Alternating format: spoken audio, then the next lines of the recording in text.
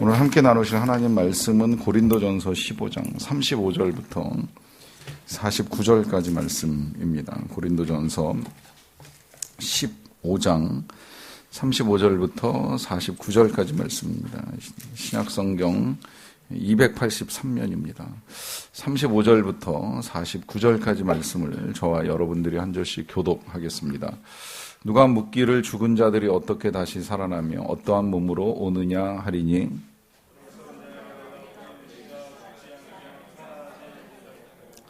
또 내가 뿌리는 것은 장래의 형체를 뿌리는 것이 아니요 다만 밀이나 다른 것의 알맹이 뿐이로되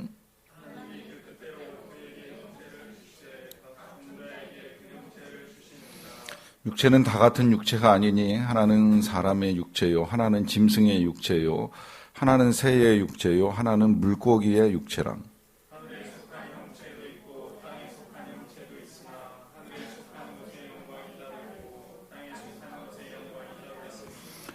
해의 영광이 다르고 달의 영광이 다르며 별의 영광도 다른데 별과 별의 영광이 다르도다.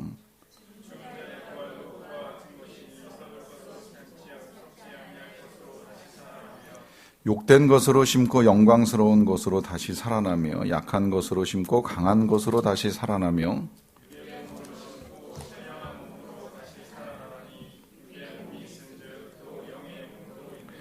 기록된 바 첫사람 아담은 생령이 되었다 함과 같이 마지막 아담은 살려주는 영이 되었나니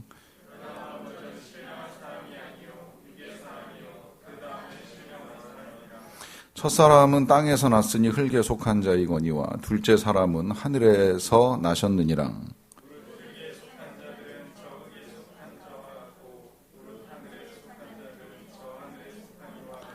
같이 읽겠습니다. 우리가 흙에 속한 자의 형상을 입은 것 같이 또한 하늘에 속한 이의 형상을 입으리라. 아멘. 그리스 로마 신화에서 제가 정확하게 이름은 기억이 안 나는데 한 여왕의 권력을 움켜쥐고 신과 타협을 하는 내용이 있죠. 한참 젊은 나이에 아름다운 미모와 함께 권력을 함께 가지고 있다 보니까 하나도 놓치기 싫은 이제 자신이 오래 살게 해달라고 하는 이제 요청을 하게 되는 일이 있습니다. 신하의 신이 그 요청을 받아들여줘서 이제 그가 오래 살 수 있도록 하게 되는 일이 있었는데 한 가지를 놓쳤어요. 오래 사는 것만 이제 붙잡고 간구를 했는데 그가 현재 누리고 있는 젊음의 상태에서 오래 사는 것이 아니라 다른 사람들과 똑같이 늙어버린 상태에서 이제 오래 살게 된 것입니다. 신화이고 이제 지어낸 이야기이기는 하지만 그러나 그 이야기를 우리가 보게 되는 이유는 뭐냐면 어떤 상태로 얼만큼을 이제 살 수 있느냐라고 하는 것이 중요하다라고 하는 것이죠. 그냥 무작정 오래 사는 거, 병들어 오래 사는 거, 장애로 오래 사는 거, 또 어려운 가운데 오래 사는 거, 이거 진짜 축복인가 은혜인가 하는 이제 질문을 하게 되는데요. 이 질문을 하게 되는 건 이제 우리가 지금 배우고 있는 부활의 삶과도 무관하지 않기 때문입니다. 이 부활에 관한 이야기를 하다 보면 이제 나올 수 있는 몇 가지 질문들이 있는데 처음에는 이제 이런 질문을 해요. 실제로 부활이 가능한가? 죽은 사람이 살아날 수 있는 것인가? 주변에서 그런 일을 본 적이 없는데 있다 하더라도 결국은 세상을 떠나고 마는데 과연 죽은 사람이 살아날 수 있고 살아난 그 사람은 영구히 그 생명을 유지할 수 있느냐? 이제 이런 첫 번째 질문이 있게 되고요. 그 다음에 이제 두 번째 질문은 그러면 살아난다라고 하면 어떻게 살아나는 것이냐? 이 살아나는 것에 대한 이제 명확성이 없으면 조금 전에 말씀드린 현상이 나타납니다. 10살에 죽은 사람은 10살로 태어나고 80에 죽은 사람은 80으로 태어나는가? 그렇다면 80에서 다시 살아나가지고 그 늙은 몸, 병든 몸을 이끌고 또 영원히 살아야 되느냐라고 했을 때 그걸 바라는 사람은 없을 거 아닙니까? 그럼 언제 어느 때의 모습으로 살아나느냐? 이런저런 생각 끝에 그래도 20대 초반이 제일 낫지 않겠는가? 인생의 가장 아름답고 건강하고 화려한 시기를 보내는 이때의 모습으로 태어나는 것이 아닌가? 이때의 모습으로 살아야 되는 거 아니냐? 이제 이런 질문들이 제기되는 일이 있습니다. 그 질문은 이미 이제 예수님의 부활이 선포되고 그 부활에 의해서 교회가 세워질 때에도 계속 제기되었던 질문이에요. 이 질문이 계속 제기될 수밖에 없는 건 예수님이 부활하셨다, 우리도 부활할 것이다. 이게 지금 기독교에 있어서 가장 기본적이고 중요한 진리인데 이 진리가 선포되면서 교회가 세워졌지만 또 한편으로는 그 진리를 믿고 받아들이는 사람들도 이 질문이 나올 수밖에 없는 거예요. 부활은 믿겠는데 그러면 언제 어떻게 어떤 모습으로 부활을 하게 될 것이냐라고 하는 이제 질문을 하게 되는 거죠. 그러다 보니까 이제 오늘 본문에서 이제 그 부분에 대한 말씀을 우리가 보게 되는데요. 35절이 이렇게 시작을 합니다. 누가 묻기를 죽은 자들이 어떻게 다시 살아나며 어떠한 몸으로 오느냐라고 하는 질문을 하는 걸 안다는 거예요. 자, 죽은 자들이 어떻게 다시 살아나며라고 하는 것이 이제 이게 부활의 가능성을 믿는 거예요. 진짜 그게 일어날 수 있는 일이냐? 부활이라고 하는 건 실제로 일어날 수 있는 일이 아니지 않느냐. 특히 이 고린도 교회가 헬라 사상의 영향을 받았다라고 말씀을 드렸기 때문에 헬라 사상 속에서는 영혼은 살아있을 수는 있어도 몸이 다시 살아난다는 거, 이거는 있을 수 없는 일이라고 믿어왔기 때문에 몸이 다시 살아난다라고 하는 이제 이 자체에 대한 질문이 많이 제기가 되는 일이 있었고요. 두 번째 질문 하나 더 있잖아요. 어떠한 몸으로 오느냐라고 했을 때 진짜 부활이 가능하다면 그 방법, 그것은 어떤 형태로 이루어지느냐 하는 것에 대한 질문입니다. 이 질문이 있다는 걸 사도 바울도 알기 때문에 36절에서 이렇게 답을 시작을 해요. 어리석은 자여라고 하는 답으로 시작을 합니다. 좀 표현이 과격하기는 하지만 이제 이런 과격한 표현을 사용하는 이유는 뭐냐면 자연 속에서만 봐도 쉽게 알 수 있다는 거예요. 그러면서 하는 말씀이 네가 뿌리는 씨가 죽지 않으면 살아나지 못하겠다라고 하는 이 말씀을 통해서 자연만 잘 들여다봐도 우리가 부활의 원리를 이해하는 건 그렇게 어려운 일이 아니라는 겁니다.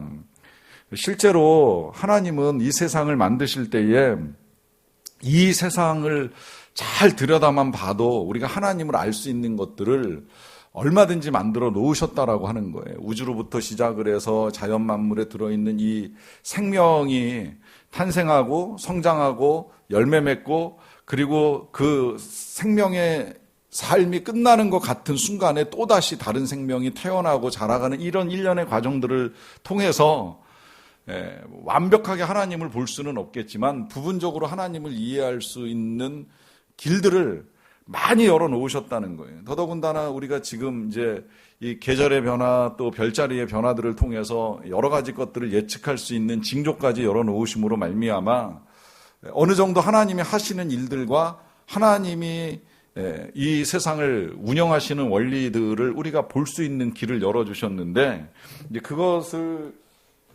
신학에서는 보통 일반적으로 이제 자연계시라고 이야기를 하고요.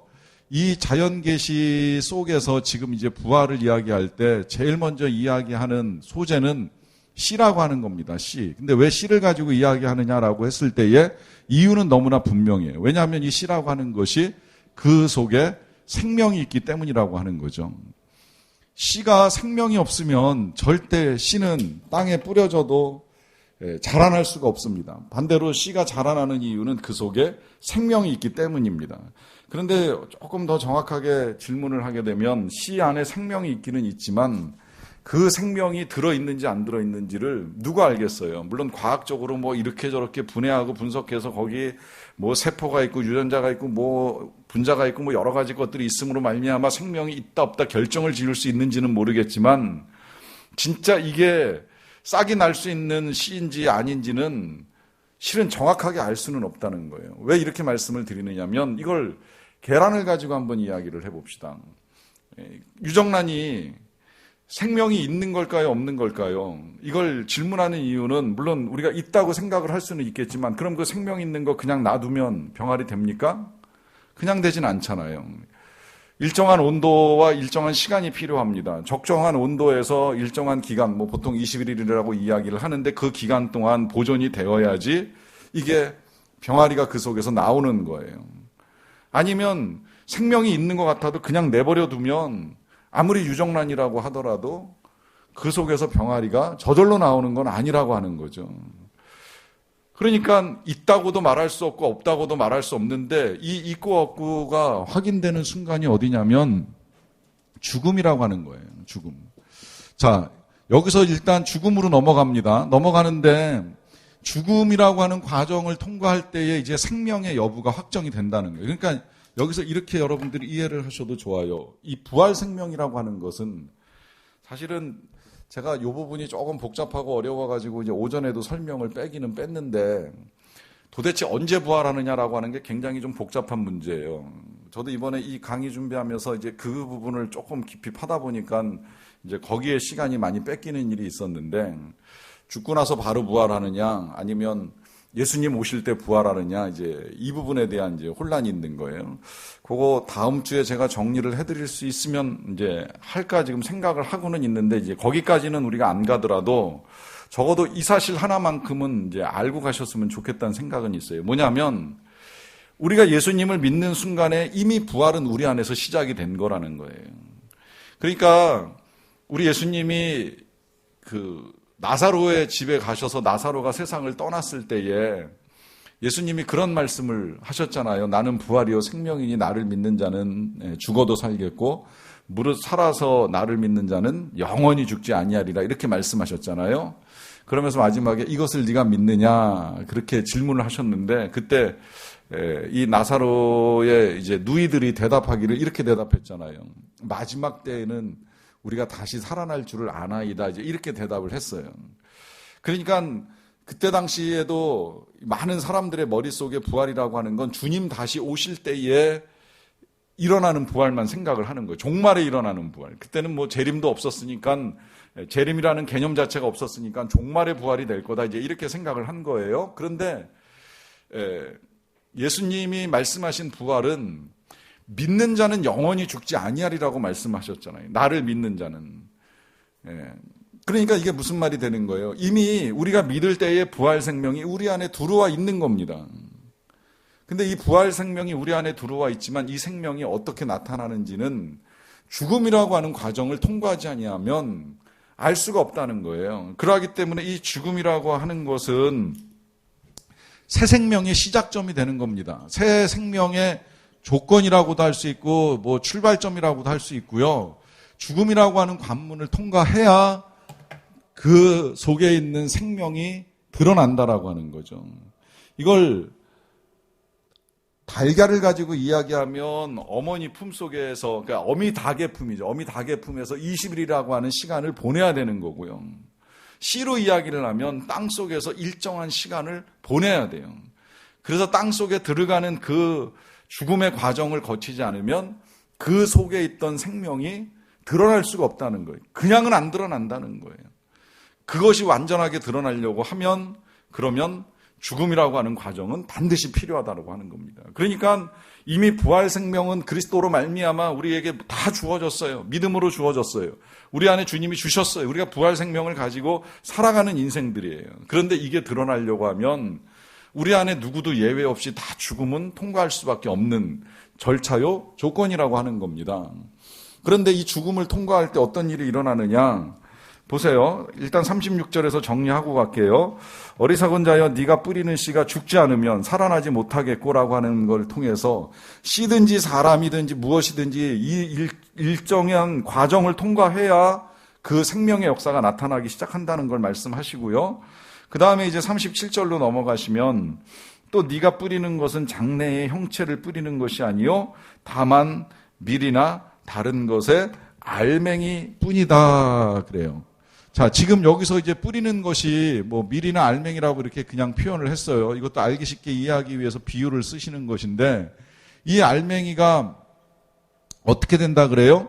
장래의 형체를 뿌리는 것이다 그래요. 뭐 이 말 다 이해하시긴 하겠지만 지금 우리가 현재 것을 가지고 미래 것을 만드는 건 아니라는 거예요. 그러니까 꽃을 피우기 위해서 꽃을 심는 사람은 없습니다. 뭐 사과를 만들기 위해서 사과를 통째로 심지는 않잖아요. 어떤 것이든지 심는 것과 미래에 열리는 건 다르게 나타난다는 거예요. 진짜 씨앗의 신비가 거기 있잖아요. 심는 건 요만한 알갱이 하나를 심는 건데 정말 좁쌀만한 거 하나를 심을 때도 있는데 그런데 그 하나가 나중에 장래 형체로 나타날 때는 완전히 다른 모양으로 나타난다는 거죠.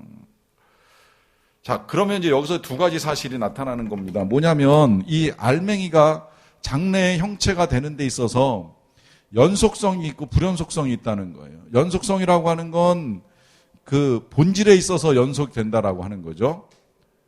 그러니까 사과 씨를 심으면 사과가 나고 배 씨를 심으면 배가 나고 그냥 쉽게 이야기해서 꽃 씨를 심으면 꽃이 나는 이 부분에 있어서는 본질은 그대로라고 하는 거예요. 그런데 뭐가 변하느냐, 뭐가 불연속성이냐라고 했을 때에 이 불연속성에 있어서 문제가 되는 건 뭐냐면 형체는 달라진다는 거예요. 심을 때는 씨를 심지만, 알맹이인 씨를 심지만 나타날 때는 이것이 뭐 싹으로도 나오고 줄기로도 나오고 그 다음에 꽃으로도 나오고 더 나아가서 열매로도 나올 때에 이 싹이나 줄기나 꽃이나 열매는 씨하고는 형체가 완전히 다르잖아요. 전혀 다른 형체가 나오잖아요. 그러니까 부활이라고 하는 것도 우리가 생명을 가진 씨로서 죽음을 통과할 때 우리의 생명은 씨, 알맹이에 불과하지만 그 형체는 지금의 우리하고는 완전히 다르다는 거예요. 여기 초점이 있습니다. 부활한 우리의 몸은 지금의 몸하고는 완전히 달라요. 어떻게 나타나는지는 뭐 이제 성경에서 말씀하고 계시는 것만 제가 말씀을 드리기는 할 텐데 어쨌든 다른 형체로 나타난다라고 하는 것에 초점이 맞춰져 있습니다. 그러면 어떤 형체냐? 38절 볼게요. 하나님이 그 뜻대로 그에게 형체를 주시되 각 종자에게 그 형체를 주신다라고 하는 것입니다. 자, 여기서 이제 알 수 있는 사실은 뭐냐면 모든 종자에게, 그러니까 모든 씨에게, 모든 종자에게 각종의 형체를 주신다는 거예요. 어떻게? 하나님의 주권에 따라, 하나님의 뜻대로, 하나님의 마음대로 하나님께서 각 종자에게 필요한 형체들을 주신다는 거예요. 각자에게 주신다는 거예요. 자, 어떻게 나타나느냐 그 형체가 보세요. 39절로 넘어가서 볼게요. 육체는 다 같은 육체가 아니니 하나는 사람의 육체요, 하나는 짐승의 육체요, 하나는 새의 육체요, 하나는 물고기의 육체라 그래요. 또 하늘에 속한 형체도 있고 땅에 속한 형체도 있으나 하늘에 속한 것에 영광이 따로 있고 땅에 속한 것에 영광이 따로 있으니 해의 영광이 다르고 달의 영광이 다르며 별의 영광도 다른데 별과 별의 영광이 다르더라 그래요. 보시면 다 몸을 가지고 여기 지금 육체라고 표현했는데 육체는 다 육체이지만 그러나 사람의 육체와 새의 육체와 짐승의 육체와 또 물고기 육체가 다르다고 하잖아요. 그러니까 이거 누가 결정해서 만들어주는 거예요? 하나님이 만들어주신 거예요. 하나님이 그 모양들을 만들어주셨어요. 각기 다른 형체들을 만들어주신 거잖아요. 그런데 이런 형체들이 다양하게 나타나는 것처럼 땅에 속한 형체도 있고 하늘에 속한 형체도 있을 거라는 거예요. 그러니까 지금 여기 이 땅에 태어날 땐 우리가 하늘에 속한 형체를 가지고 태어났죠. 그런 우리가 죽음 이후에 부활해서 다시 태어날 때에는 어떻게 태어나느냐?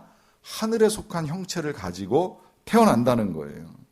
그런데 그 하늘에 속한 형체의 특징이 뭐냐라고 했을 때 그 특징을 한 단어로 이야기하면 영광입니다. 여러분 지금 읽은 그 39절부터 이 41절까지 말씀을 잘 보시면 처음에 육체로 시작해가지고요.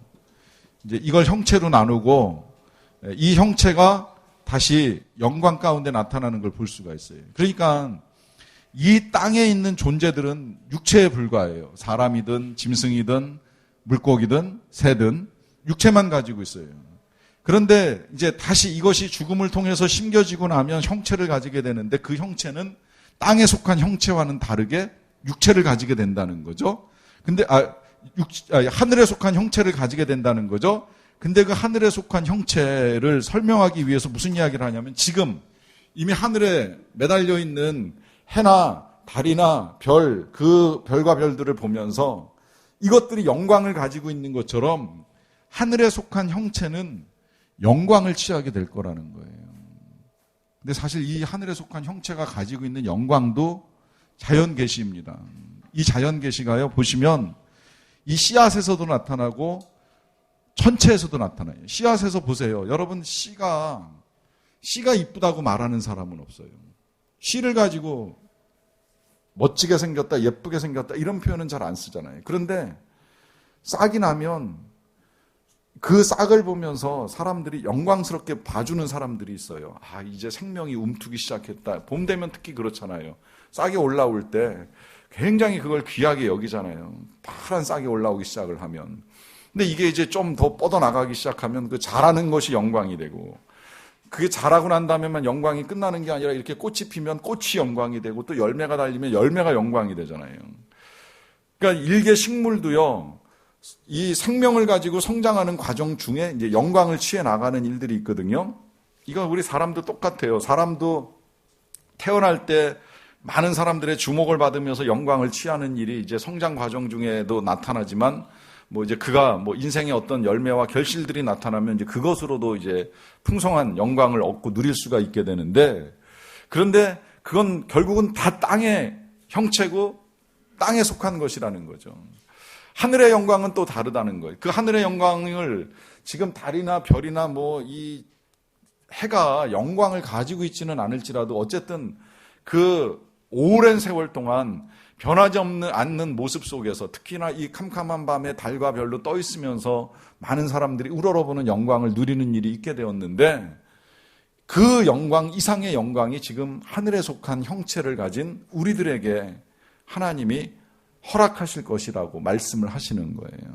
그러니까 이 일련의 과정들을 통해서 일단 이제 이 부활이라고 하는 건 비록 죽음을 통과하긴 하지만 하나님이 우리에게 허락하시는 새로운 형체와 함께 영광을 더하시는 일이 될 것이다. 이제 이렇게 말씀하시는 겁니다. 자, 그러면 이제 하늘의 형체라고 하는 그건 도대체 어떤 모양으로 나타나느냐라고 했을 때에 이어지는 42절 말씀을 볼게요. 42절, 죽은 자의 부활도 그와 같으니 썩을 것으로 심고 썩지 아니할 것으로 다시 살아난다. 그래요. 자, 이렇게 쭉 보시게 되면 이제 거기 나와 있는 내용들을 이렇게 정리를 할 수 있을 것 같아요. 뭐냐면 육의 몸이 있고 영의 몸이 있다라고 이제 표현하는 것이 곧 이제 나오는 걸 보실 터인데, 일단 이렇게 지금 설명하고 있잖아요. 썩을 것으로 심고 썩지 아니할 것으로 살아난다. 그러니까 육의 몸은 썩을 것이라는 의미예요. 썩을 것. 반대로 영의 몸은 뭐예요? 썩지 아니할 것이라 하는 겁니다. 무슨 의미인지 다 아실 거예요. 우리 육신이라고 하는 것이 썩는다는 이야기는 뭐예요? 결국 죽는다는 이야기고, 죽는다는 이야기는 결국은 다 한계가 온다는 거예요. 예외 없이 한계가 온다는 거예요. 아무리 우리가 우리의 생명을 연장하기 위해서 뭐 1년, 10년 발버둥 치는 일이 이 땅에서 있다고 하더라도 결국은 세상을 떠나는 것, 떠나서 썩는 건 뭐 아직도 예외 없이 우리가 다 겪어나가야 될 일들이라고 하는 것이고요. 그에 대비해서 썩지 않을 것이라고 하는 건 너무나도 분명하죠. 그건 우리의 영의 몸, 이 새 생명을 가지고 부활하는 우리의 몸은 절대 썩지 아니한다는 이 말씀 속에 이제 영원하다라고 하는 의미를 지금 담아 주시는 겁니다. 그래서 이제 부활은 썩을 것으로 심고 썩지 아니할 것으로 다시 살아나는 일인데요. 그걸 그 다음번에는 뭐라고 말씀을 하시냐면 욕된 것으로 심고 영광스러운 것으로 다시 살아난다 그래요. 자, 제가 지금 조금 전에도 이 영광스러운 것을 말씀을 드렸어요. 이 하늘에 속한 형체가 그냥 형체만 가지고 있는 것이 아니라 그 형체에 이제 영광을 더한다라고 하는 말씀을 하셨는데, 그 영광스러운 것으로 다시 살아나기 전에 먼저 뭐라고 말씀을 하시느냐면 욕된 것으로 심는 일이 있을 수 있다라고 하는 걸 분명하게 말씀을 하십니다. 자, 이 부분을 우리가 조금 이제 묵상을 할 필요가 있어요. 왜냐하면 부활을 맞이하기에 앞서서 때로는 우리에게 욕된 일을 겪는 일이 있을 수 있다라고 하는 거예요. 이것을 저는 두 가지로 이제 나누어서 생각을 해봤는데, 부활의 과정을 들어가기 전에 우리가 이 장례를 치러야 되는 일이 있습니다. 이건 이제 세상적인 그냥 관점, 그냥 일반적인 우리의 장례를 놓고 본다라고 하면, 여러분 우리가 세상을 떠나고 나면 장례를 치르는 이 일련의 과정 중에 뭐 그걸 제가 봤을 때는 꼭 해도 되고 안 해도 된다, 이제 이런 생각은 합니다만, 이제 오랜 동안 전통으로 굳어져 왔기 때문에 일반적으로는 대부분 이제 수의를 입히는 일이 있습니다. 그러면 그 수의를 입히기 위해서 그냥 수의를 입히는 것이 아니라 고인이 이제 세상을 떠날 때 입고 있었던 옷을 다 벗기는 일이 있어요. 그리고 고인의 몸을 씻겨드리기도 하는 일도 있고요. 그러고 난 다음에 이제 수의를 입혀드려요. 꼭 수의 아니어도 상관없어요. 뭐 입으셨던 그동안의 옷들 중에 제일 예쁘거나 멋지거나 좋은 옷으로 입혀드려도 크게 문제가 되지는 않아요. 어쨌든 그런 과정들을 만약에 우리가 거친다라고 한다면 이제 그러면 벗겨내고 씻겨드리고 이제 다시 입혀드려야 되는 일들이 있게 되는데, 이게 돌아가신 분의 입장에서는 어떻게 보면 이제 욕된 일이 될 수도 있겠다는 생각이 드는 거예요. 왜냐하면 이제 내가 내 몸을 가릴 수가 없는 거예요. 누군가 내 몸을 벗겨내든지 입히든지 간에 그냥 다 받아들여야 되는 이런 상황들이 어떻게 보면 이제 욕된 상황들이 될 수도 있다는 겁니다. 특히 이런 부분에 있어서 이제 그 죽음의 신학이나 죽음의 연구를 많이 한 사람들의 그 연구 결과를 가져와 가지고 이제 보게 되면, 어쨌든 죽음을 체험하고 다시 돌아오게 된 사람들의 공통된 의견 몇 가지를 이렇게 집약해서 보게 되면요, 몇 가지 현상들로 이렇게 정리를 합니다. 처음에 일단 죽음이 선고가 되면 그 죽음을 받아들이는 데 있어서 처음에 부정하고 그 다음에 저항하다가 나중에는 이제 수용하고 타협하는 일련의 과정들을 거친다는, 이건 살아있을 때 이야기예요. 살아있을 때 예를 들어 뭐 당신의 생명이 뭐 한 달도 안 남았습니다. 뭐 이제 이런 선고를 갑자기 받게 되면 내가 왜 벌써 이제 이런 반응이 나오기 시작을 하는 거죠. 그러다가 결국은 받아들일 수밖에 없는 상황인 것을 이해하게 되고, 그렇게 되면 그 다음에는 이걸 어떻게 이제 수용할 것인가 하는 걸 가지고 이제 타협하는 일이 있고 준비를 해나가는 일이 있게 되는데, 그 준비가 끝나서 진짜 세상을 떠나게 되는 사람들이 제일 먼저 경험하는 건 자기의 영혼은 떠 있고 이제 몸만 누운 상태에서 이걸 사람들이 보면서 울기도 하고 옷을 갈아입히기도 하고 이제 들어서 옮기기도 하는 이제 이런 일련의 과정들을 본다는 이야기를 많이 하잖아요. 그러고 난 다음에 이제 그 사람이 대부분은 이제 빛 가운데를 통과해 가지고 이제 경험해 보지 못한 세상으로 이제 가게 되는 일이 있게 되는데, 이제 그 빛이 너무너무 환하고 밝기 때문에 마치 하나님의 품처럼 느껴진다, 이제 이렇게 표현하는 사람들도 있어요. 그러는 과정 중에 어쨌든 제일 먼저 경험하는 건 욕된 일이 있을 수 있다라고 하는 것인데, 사실 여기서 욕된 건 이제 세상에서 경험하는 일이라고 할 수 있겠고요. 특히 우리 그리스도인들에게 있어서의 이 욕됨이라고 하는 건 특히 처음 교회에서 사도 바울이 경험했던 욕됨에서 비롯된 말씀이라고도 볼 수 있겠는데, 수없이 많은 수치와 모욕을 당합니다. 예수를 믿는다는 이유 때문에 조롱을 당하는 일도 있고, 또 그렇게 살아가는 과정 중에 가난하게 살기도 하고 또 핍박을 받기도 하는 중에 이 모든 것들이 욕된 일로 나타날 수 있다라고 하는 거예요. 더군다나 보이지 아니하시는 하나님을 믿고 예수님을 따른다라고 하는 이런 고백들을 하게 되면 사람들은 그런 믿음을 가지고 살아가는 사람들을 향해서 조롱과 멸시를 그치지 아니하는 일들이 일어나게 되는 거죠. 때로는 그러다가 이제 세상을 떠나게 되는 사람들도 있어요. 순교를 당하고 죽임을 당하는 사람들이 있잖아요. 이 모든 육의 몸이 썩어가는 과정이 욕될 수 있다라고 하는 거예요. 그런데 분명한 건 뭐냐면 그 과정이 욕되면 욕될수록 다시 살아나는 건 더 영광스럽다는 거죠. 이 세상에서 우리가 예수님의 이름으로 인하여서 어떤 핍박과 시련과 모욕을 당하든지 그것이 욕되면 욕될수록 영광스러운 것으로 우리가 다시 살아나게 된다라고 하는 약속입니다. 더 나아가서 또 하나 있어요. 약한 것으로 심고 강한 것으로 다시 살아난다 그랬어요. 자, 약한 것으로 심고 강한 것으로 다시 살아난다라고 했을 때에 이 약하고 강한 것도 잘 생각을 해보면 기본적으로 일단 우리 모든 사람들은 다 예수님을 믿거나 안 믿거나 세상을 떠날 때에는 다 약함 가운데 세상을 떠납니다. 뭐 사고로 떠나는 사람들도 결국은 사고를 일으킨 그 주 원인보다 약하기 때문에 세상을 떠나게 되는 일이 있게 되는 것이고요. 행여 이제 뭐 연로하시든 질병이든 어떤 것이든 결국은 인간이 연약하기 때문에 죽음을 맞이하게 되는 거 아닙니까?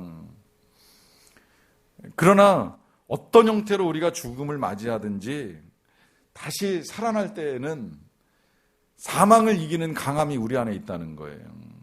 특히 이 약한 부분에 있어서는 우리가 이런 것도 좀 그냥 알라도 나쁘진 않겠다는 생각이 드는 것이 뭐냐면, 이제 아까 말씀드렸던 이 죽음의 순간을 맞이하고 이제 빛의 터널을 통과해서 진짜 영광 가운데 나아갔다 온 사람들이 전해주는 이야기로 그냥 이제 이렇게 모아서 보자면 한 가지 나타나는 또 하나의 공통점이 뭐냐면 천국에는 장애인이 없다는 거예요. 장애인이 없다는 건 이 세상에서 아무리 어떤 장애를 가지고 살아왔던 사람이라고 하더라도 그 삶이 지속되진 않는다는 거예요. 어떻게 보면 그분들도 굉장히 연약함 가운데 인생을 살았던 사람들이잖아요. 특히 안 못 보는 사람들, 아니면 손과 발을 쓸 수 없었던 사람들, 뭐 꼭 그 정도 아니더라도 어쨌든 노년의 질병과 싸우다가 몸이 불편했던 사람들이 연약함 가운데 세상을 떠나는 거잖아요. 그러나 그 누구도 불완전한 상태에서, 그 연약한 상태에서 다시 살아나는 일이 일어나는 건 절대 아니라는 거예요. 분명히 성경이 우리에게 약속해 주는 새로운 형체는 강한 것으로 다시 살아난다라고 하는 것입니다. 그렇게 보면 이렇게 이해하고 정리하셔도 좋을 것 같아요. 이때 이 강함이라고 하는 건 가장 아름답고 가장 건강한 상태, 가장 온전한 상태를 말하는 거예요. 우리의 연약함들은 다 끝난 거예요. 그리고 새롭게 다시 살아나게 된다는 겁니다. 하나 더 있습니다. 44절 보시게 되면 육의 몸으로 심고 신령한 몸으로 다시 살아난다 그래요. 자, 육의 몸으로 심고 신령한 몸으로 다시 살아난다 하는 거죠. 자, 그래서 육의 몸이 있은즉 영의 몸도 있느니라라고 하는 말씀을 통해서 육의 몸으로 심고 신령한 몸으로 살아난다라고 했는데, 이거 아까 말씀드린 대로 유한한 몸이지만 이제 영원한 몸으로 변화되는 역사를 일으키는 건데요. 이 신령하다라고 하는 이 표현을 그냥 이렇게 이해하셔도 돼요. 십자가에 달려 돌아가신 예수님은 육의 몸으로 세상을 떠나셨습니다. 그러나 부활하실 때는 신령한 몸으로 부활을 하셨잖아요. 그러다 보니까 이 신령한 몸을 가지고 음식을 드셔도 되고 안 드셔도 되고, 문으로 지나가셔도 되고 문이 없으면 그냥 가실 수도 있는 이 신령한 역사들이 여기서 나타나는 거예요. 그러니까 우리도 그런 몸으로 만들어질 것이다라고 하는 기대를 얼마든지 할 수 있다는 거예요. 거기서 이제 몸은 달라지지만 그러나 우리의 알맹이, 생명, 이 씨앗은 연속적이기 때문에 우리의 본질이 바뀌지는 않는다는 거죠. 여전히 우리 각 사람은 각 사람의 가지고 있는 본질 그대로 하나님의 사랑받는 자녀로 살게 될 것이다라고 하는 약속을 해주고 계시는 것입니다. 그래서 이 죽은 자의 부활은 욕되고 약한 것으로 심은 일이 될 수 있겠지만, 그러나 영광스럽고 강한 것으로 다시 살아나는 것이다라고 하는 것을 알 수 있겠고요. 이 일이 어떻게 이루어졌느냐, 이제 이것도 설명을 해주는 거예요. 45절에 보시게 되면 기록된 바 첫사람 아담은 생령이 되었다 함과 같이 마지막 아담은 살려주는 영이 되었나니, 그러나 먼저는 신령한 사람이 아니요 육의 사람이요 그 다음에 신령한 사람이니라 그래요. 자, 여기서 첫사람 아담은 생령이 되었다라고 하잖아요. 자, 아담이 생령이 되었다라고 하는 말의 의미는 아실 거예요. 자, 아담이 생령이 됐어요. 왜 생령이 됐느냐? 원래는 흙에서 나왔는데 하나님이 생기를 주셨기 때문에 잠시 생명을 가진 존재로 살아갈 수 있었다는 거죠. 그러니까 이 사람은 육의 사람이라고 말씀을 하고 있는 겁니다. 근데 이 아담이 마지막 아담은 예수님이신데 그 예수님이 살려주는 영으로 우리를 살려주심으로 말미암아 우리가 어떻게 되느냐면 신령한 사람이 된다는 거예요. 그래서 육의 사람을 거쳐서 이제 신령한 사람이 된다라고 하는 이 과정을 통해서 우리가 육의 몸으로 태어나서 신령한 사람이 되는 건 우리를 살려주는 영이신 예수님 때문이라 하는 것을 분명하게 가르쳐 줍니다. 결국 우리의 부활이 어떻게 일어나느냐? 이런 일들이 어떻게 일어날 수 있느냐? 우리를 살려주시는 예수님 안에서, 예수님을 통해 일어난다라고 하는 거예요. 그러면 예수님은 어떻게 그 일을 이루실 수 있느냐? 그건 이제 47절에서 설명합니다. 첫사람 아담은 땅에서 났다 그러잖아요. 땅에서 났다는 건 뭐 너무나 정확한 사실인데, 그러다 보니까 이제 흙에 속한 자라고 말씀을 하고 있고요. 둘째 사람 예수님이죠. 예수님은 하늘에서 나셨어요. 성령으로 잉태되셨잖아요. 비록 몸은 육의 몸을 입고 오셨지만 하늘에서 나신 성령으로 태어나셨고요. 그래서 무릇 흙에 속한 자들은 저 흙에 속한 자와 같고, 이거 다시 말하면 아담에 속한 자들은 다 아담에 속했기 때문에 흙으로 돌아간다는 거죠. 반면에 무릇 하늘에 속한 자들은 하늘에 속한 이와 같다 했으니 결국 누굴 이야기하는 거예요? 우리 그리스도인들을 이야기하는 거예요. 우리 그리스도인들은 하늘에 속한 자들인데 왜 그러면 부활할 수 있느냐? 하늘에 속한 예수님과 똑같이 부활할 수 있다는 거예요. 하늘에서 오신 예수님과 똑같은 부활을 경험하게 된다는 거죠. 그래서 결론적으로 49절에서 우리가 흙에 속한 자의 형상을 입은 것 같이 또한 하늘에 속한 이의 형상을 입으리라 그래요. 자, 여기 보시면 우리가 태어날 때는 아담과 똑같은 형상을 가지고 태어났어요. 왜? 우리도 흙으로 돌아갈 수밖에 없는 인생들이니까요. 그런데 다른 게 하나 있어요. 지금 아담은 흙에 속한 자의 형상만 입었지만 우리는 뭘 입느냐라고 했을 때 이제 하늘에 속한 이의 형상을 입는다 그랬잖아요. 여러분 여기서 다시 한번 이 입는다는 표현이 나옵니다. 이 입는다는 개념을 제가 지난 시간에 설명을 해드렸잖아요. 옷이 낡아지면 벗고 새 옷으로 갈아입는다.